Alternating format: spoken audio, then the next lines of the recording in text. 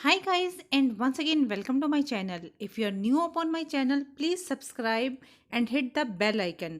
आप में से जोन से आइल्स स्टूडेंट मैप में डिफ़िकल्टी फेस करते हैं, मैप अटेम्प्ट करना मुश्किल लगता है, उनके लिए ये वीडियो बहुत ही हेल्पफुल वीडियो है।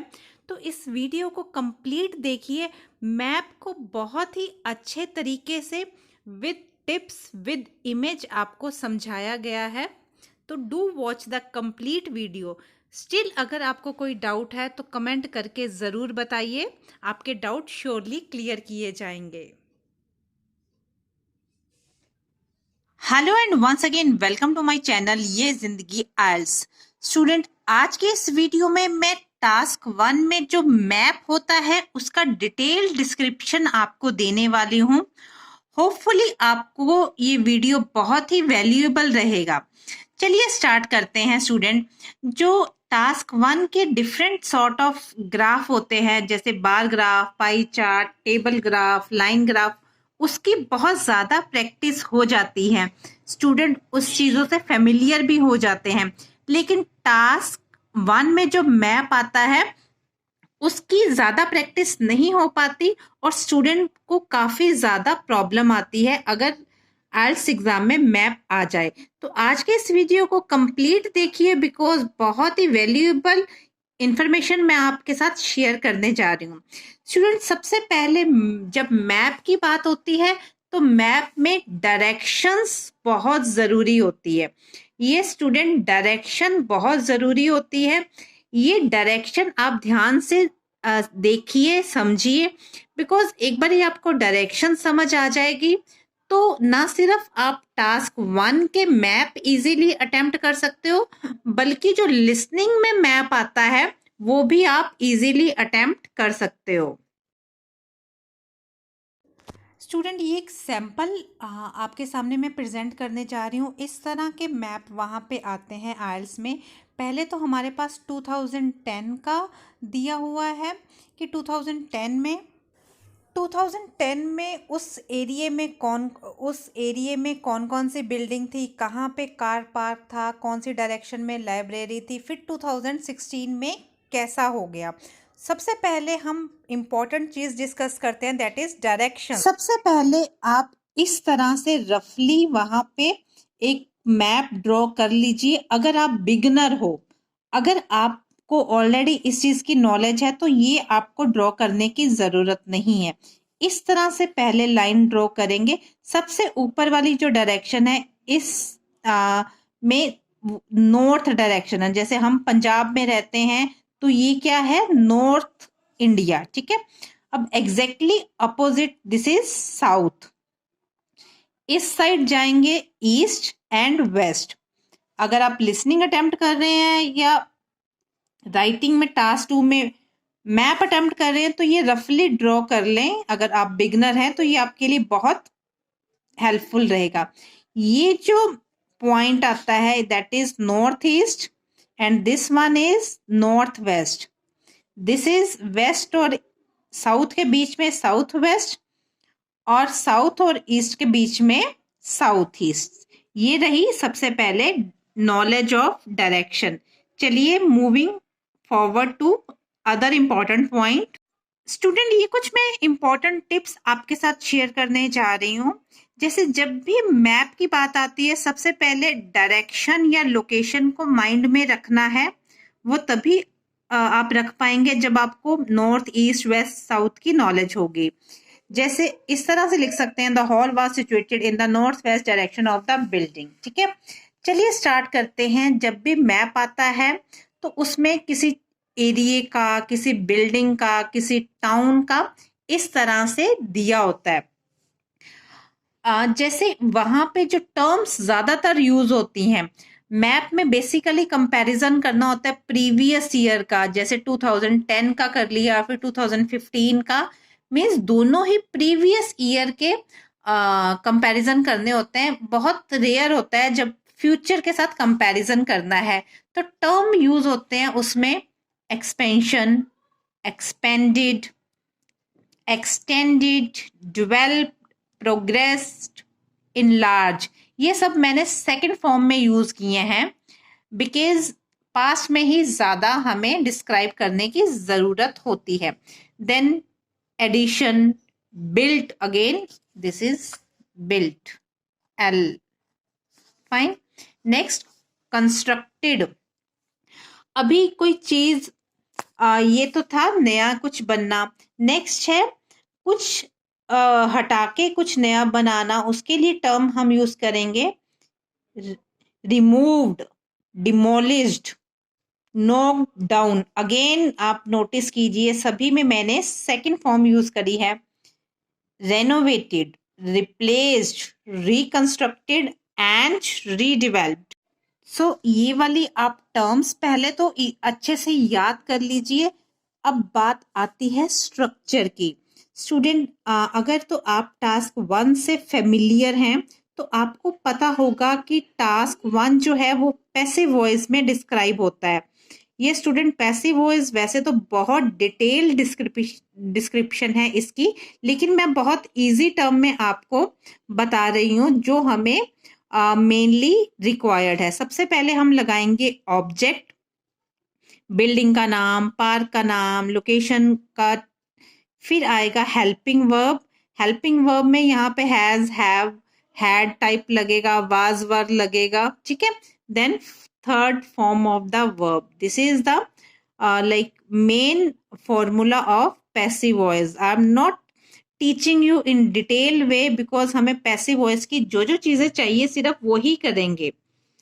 इसी फॉर्मूला को फॉलो करते हुए एक एग्जाम्पल मैं आपके साथ शेयर करने जा रही हूँ.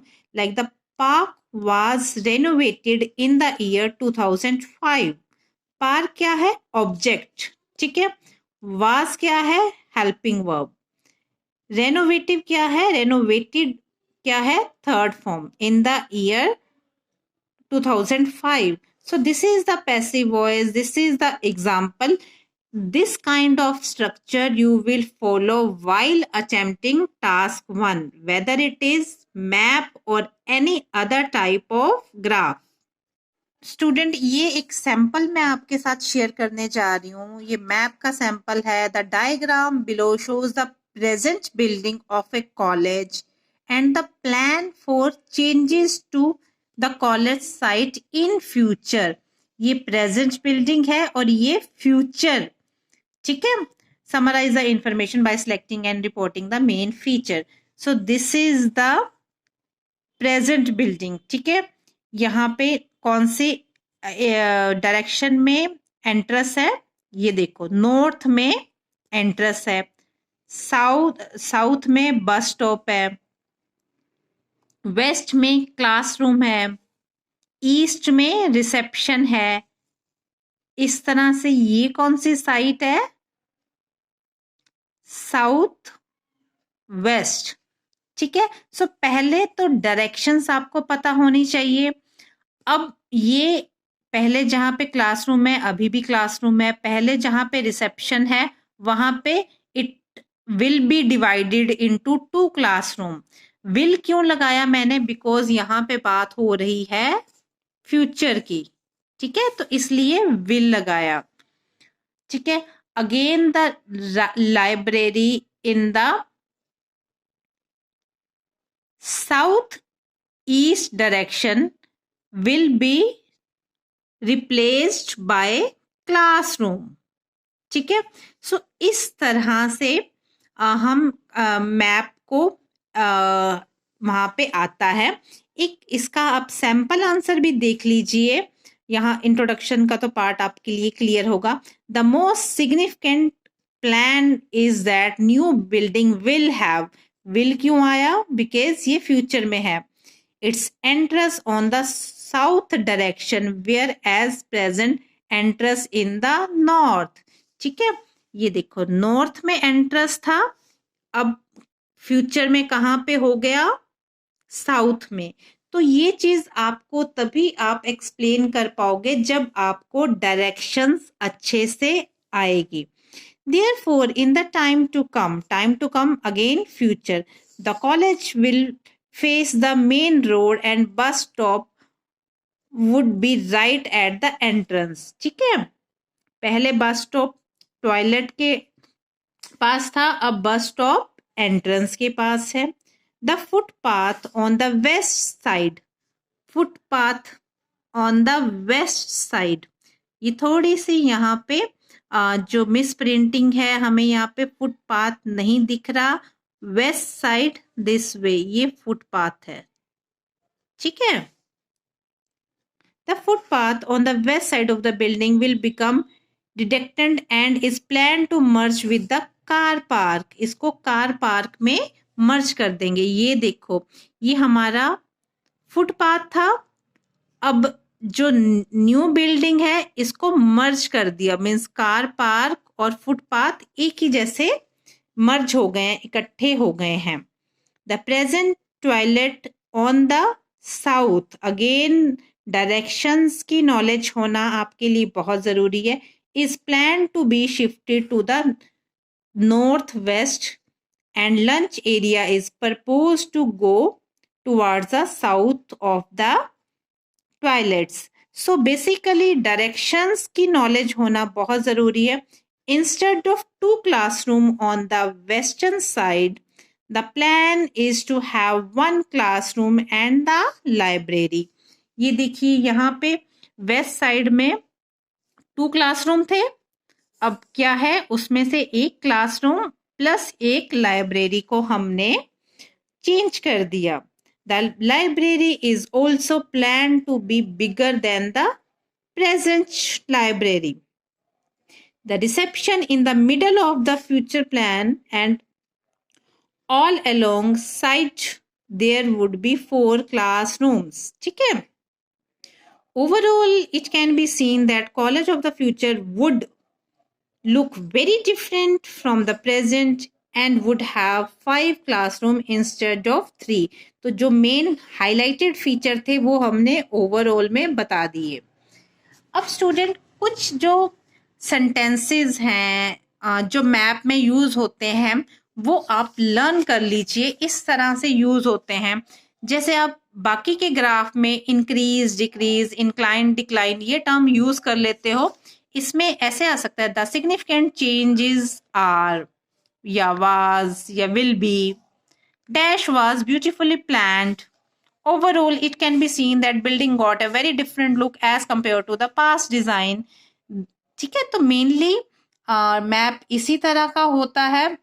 होपफुली स्टूडेंट ये वीडियो आपको पसंद आया होगा, तो इसको लाइक कीजिए, चैनल को सब्सक्राइब कीजिए। इन केस आपका आइल्स के किसी मॉड्यूल में भी कोई भी डाउट है तो आप कमेंट करके ज़रूर बताइए। Good luck for your exam, bye bye, stay healthy.